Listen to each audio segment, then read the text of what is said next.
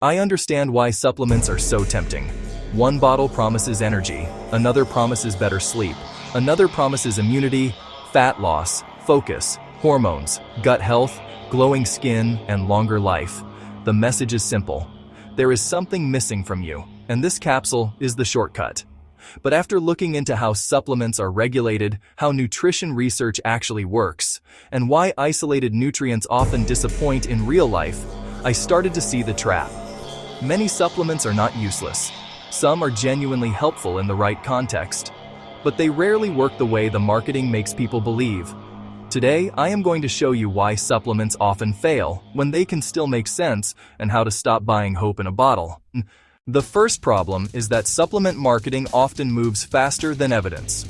In the United States, dietary supplements are not approved by the FDA for safety and effectiveness before they are sold. Companies are responsible for making sure their products comply with the law, and the FDA can act after problems are found.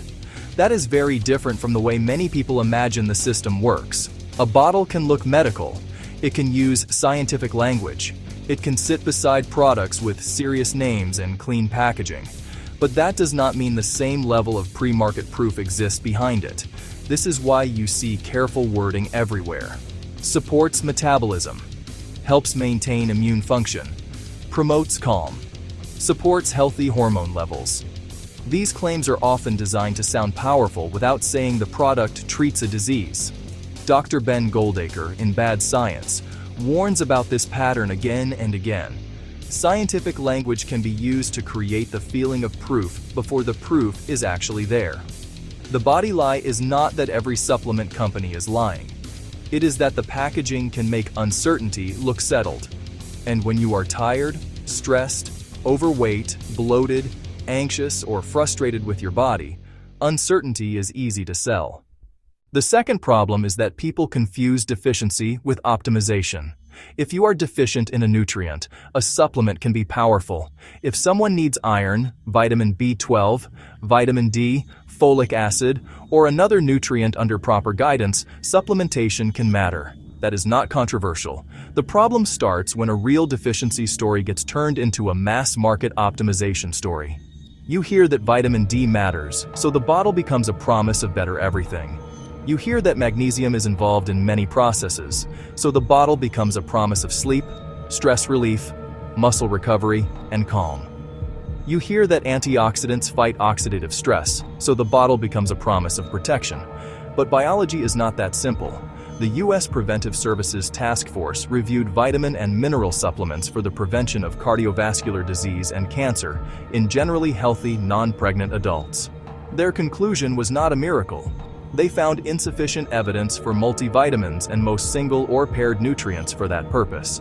They recommended against beta-carotene for prevention because harms outweighed benefits, and they found no net benefit for vitamin E. That does not mean nobody should ever take a vitamin. It means more nutrients is not automatically more health. This is the part nutrition books keep circling back to. In Food for Life, Professor Tim Spector argues that food is not just isolated chemicals. It is a complex structure interacting with the gut, microbes, appetite, and metabolism. In Defense of Food, Michael Pollan makes a similar point from a different angle. The food pattern matters more than the single heroic nutrient. An orange is not just vitamin C. Oily fish is not just omega-3. Beans are not just fiber. A meal is not a pill with scenery around it. Supplements can fill gaps. They rarely replace a pattern. The third problem is that supplement stacks can distract from the basics that are actually moving the needle. If you are sleeping 5 hours, a sleep supplement may feel easier than changing the evening routine. If your protein is low, a fat burner may feel more exciting than fixing meals. If your training is inconsistent, a testosterone booster may feel more dramatic than lifting progressively for months. If your diet is mostly ultra-processed, a greens powder may feel like a clean badge that covers everything else. That is the real business model of many supplements. Sell a simple object for a complex problem. And the object is usually easier to buy than the behavior is to repeat. Some supplements do have useful evidence in specific contexts. Creatine can help with strength and power training. Caffeine can improve alertness and performance for many people. Protein powder can help people reach protein targets when food is inconvenient.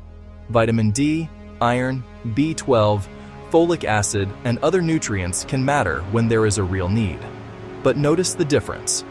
Those examples work because there is a clear problem, a clear outcome, a sensible dose, and a reason to use them. That is very different from taking 12 things because a podcast, advert, influencer, or checkout algorithm made you feel behind. So before buying another supplement, ask 5 boring questions. First, what exact problem am I trying to solve?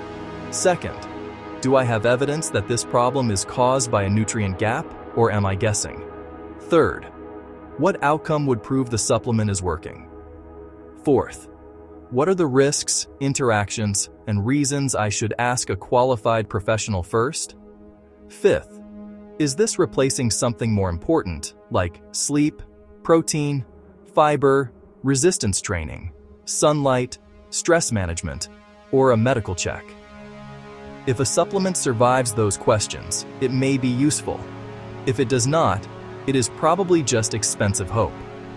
And if you do use one, keep the approach simple. Avoid giant stacks. Avoid disease treatment claims. Be cautious with high doses. Look for third-party testing when quality matters.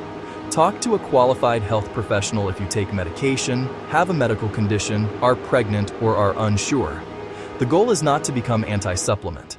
The goal is to become anti-hype. Supplements rarely work like people think because the promise is usually bigger than the evidence. They can fill a gap.